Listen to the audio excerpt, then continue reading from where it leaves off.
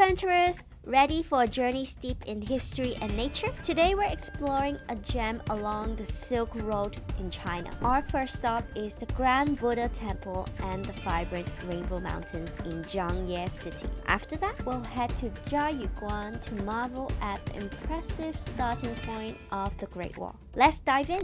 Our adventure begins at the Grand Buddha Temple, or Zhangye Dafo Temple, known for housing one of China's largest indoor reclining Buddha statue. As we approach the entrance, a charming street lined with a lot of food stalls greet us, and seemingly blending culture with business. The temple opens its door from 8:30 a.m. to 6:30 p.m. Ticket prices for adults are 40 renminbi, 20 for concession including children and visitors aged 61 to 69. And for those who are over 70, you get free entry. Entering through a grand archway inspired by the Han Dynasty architecture, we step into a space rich in history. Here, you will find the Xia text, a rare and ancient language from the Tangut people of the Western Xia. Sadly, the Tanguts were wiped out by the Mongol Empire, leaving only a few scholars today who can decipher these texts. The temple rustic exterior with its beautifully weathered paintings whispers tales of its 11th century origins. Unfortunately, I can't show you the inside of the temple as it is sacred. Inside, however, does house a colossal reclining Buddha representing the moment of entering nirvana, uniquely crafted with a wooden frame and clay, unlike the stone carvings seen elsewhere. Historically, it was hollow and was used to store sacred texts. Quite intriguing, right? The temple's interior walls are also adorned with intricate murals that depict Buddhist scriptures and celestial beings, creating a serene and contemplative atmosphere. This temple has stood as a beacon of Buddhist teachings for centuries, surviving various dynasties while maintaining its spiritual importance. A fascinating fact about the temple is that it also honors a person called monk Miao Xiang, who bravely protected sacred sutras. Her dedication adds another layer to this rich history of the site, intertwining the devotions and heritage. This is a particular statue and temple site that dedicate to honor the late monk Miao Xiang, who guarded the sacred sutras text with her life. She did that by making sure people don't discover these ancient sutras and steal them by hiding them in the buildings behind walls. As we visit, there's a sense of serenity and peace to the Grand Buddha Temple, and over the centuries, the Grand Buddha Temple has been a vital center for Buddhist practice and teaching. Just look at the array of precious texts and teachings that's been preserved here. Grand Buddha Temple has welcomed monks and pilgrims from across China and beyond, all drawn to its spiritual offerings, and this is a place where there would be an exchange of ideas and practices. Definitely a place not to be missed. Next up, Zhangye Danxia Geological Park. Home to the famous Rainbow Mountains, these vibrant multicolored formations are like nature's paint palette, with layers of reds, oranges and greens, creating a breathtaking landscape. Let's dive into their beauty and history. Hi everyone, right now we're at what we call Rainbow Mountain. You can see behind me at the back, there's a lot of mountains that has different layers, different colors. One fun fact about Zhangye Danxia Geological Park was that it was recognized as a UNESCO World Heritage Site in 2010. It's not just a natural wonder, it's also a part of world's shared cultural heritage. So how did these mesmerizing rainbow mountains come to be? The vivid colors that come from iron oxide and trace minerals like copper, each layer representing a different geological era, made what is like the rainbow today. These geological wonders are the results of millions of years of tectonic shifts and weathering, with mineral deposits giving them these iconic colors. Now, let's talk about visiting Zhangye Danxia Geological Park. To truly appreciate the mountains, visiting during sunrise or sunset when the colors are the most vibrant is the best. Do try arriving here early and you'll also beat the crowds. Most visitors come to this place during summer, and you would want to beat the summer heat when you visit. Upon arrival at the base of the mountain, you have the option to take a tour bus that will transport you from the bottom to a point where you can begin your hike to the summit as well. The park features multiple viewing platforms, and each providing a unique perspective. So as you visit, if you're physically able, don't limit yourself to just one spot. Explore and enjoy the mountains from various angles, and you'll be amazed at how the colors transform as the light shifts as well. Before you go, here's a checklist. Do bring sunscreen, a hat, or an umbrella, as there's a limited shade in the area. Wear comfortable shoes for walking between platforms, and don't forget to bring your cameras or smartphones to capture the stunning views. Also, please note that drones are not allowed, so do follow the local rules. Alright, let's move on to refreshments. If you have time, do check out the local stores at the checkpoint of the park, and you'll find charming little shops selling unique souvenirs and street food. On the hot summer day that we visited, I tried a popular strawberry and white chocolate ice cream, shaped to resemble the unique Dangxia mountain.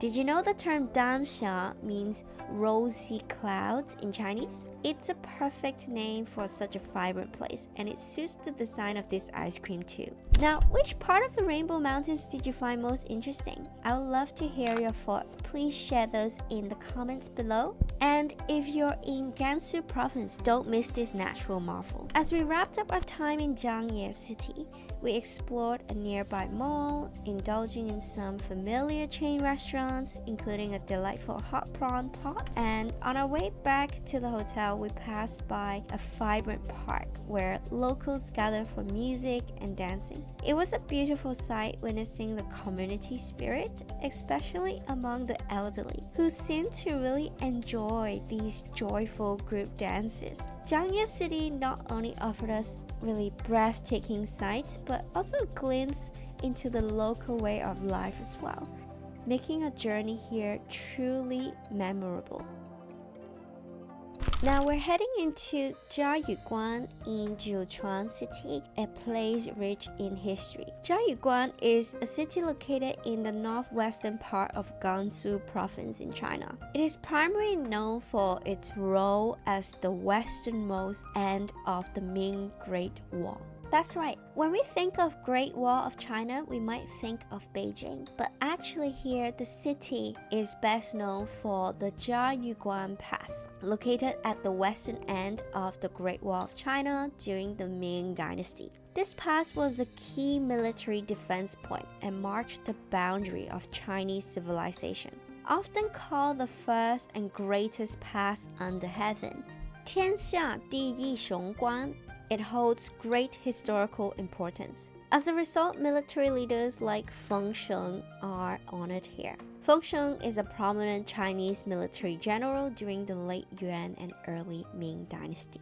When you arrive at the Jiayuguan Pass, Jiayuguan Guangcheng, there's a designated entrance where tourists can purchase tickets. The entry fee varies depending on whether you're visiting during the peak or off-peak season. There is an electric shuttle that takes you on a scenic route, going past a field of flowers, a hotel, before going into the entrance of the site. Once we were dropped off, we were greeted with a street of souvenirs, snacks, heading towards the entrance. And there's a huge plaque at the entrance for tourists for pictures as well. Jiayuguan is a UNESCO World Heritage Site and is recognized as a 5A national tourist attraction in China, meaning it's considered one of the top-tier attractions. While many are familiar with the Great Wall of China in Beijing, one of the 7 wonders of the world, Jiayuguan holds its own significance as the starting point of the wall. It marks the furthest point connecting the Great Wall to Beijing. Jiayuguan served as China's gateway to the outside world, So once you pass through these gates, you are no longer under China's protection and could face the threats of groups like the Xiongnu in the past. Now from the entry point by the lake, we had to climb around a 5-minute uphill path to reach the fortress. Notice that we're working backwards here. These gates are all part of the inner courts within the borders of China, not outside. The walkway is really well built with no stairs towards the fortress, making it quite accessible and easier for elderly to hike. We even saw some people over 70 making the climb, and the paved roads are smooth enough that I think a wheelchair can be brought along, but reaching the top of the fortress might not be possible as there are no lifts. Now let's talk a bit about its history.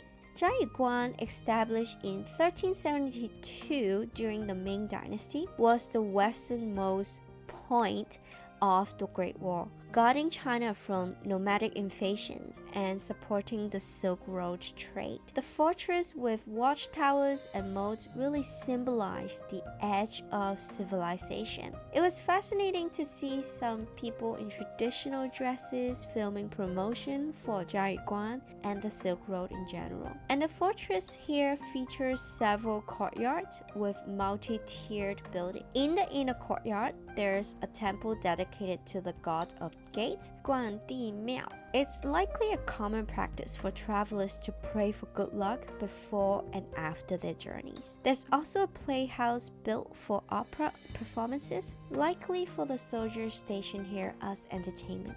I was struck by how well preserved the architecture is, with vibrant colors and detailed arches. It's fascinating to see how the Ming-style buildings here resemble the architecture I saw in South Korea, where Joseon period palaces were inspired and heavily influenced by the Ming Empire. Moving from the inner courtyard to the outer courtyard, we encounter cannons and watchtowers. Though not used for military purposes today, this space was once crucial in defending against attacks. If enemies approached, soldiers would fire cannons and prepare to fight here. You can also climb up to the second level for a view of the structure and the surrounding areas as well, where soldiers would patrol for any threats. The stairs to the top level are steep, so it may not be suitable for those with difficulties in walking. Architecture structures here are really impressive and well preserved, definitely worth the hike up. Despite being centuries old, the design and the climate have helped maintain the buildings in really great conditions. So overall, Jiayuguan is a must visit, offering insights into the greatness of the Ming Empire and the Great Wall of China. Today, we visited the peaceful Grand Buddha Temple, the colorful Rainbow Mountains as well, and the impressive Jiayuguan Pass. These incredible sites offer a glimpse into life along the Silk Road, highlighting the wonders and influences shaped by trade, ideas, and technology. Feel free to share your thoughts in the comments and let me know which part left you in awe. Thanks for joining me today. Keep exploring, and I'll see you in the next one.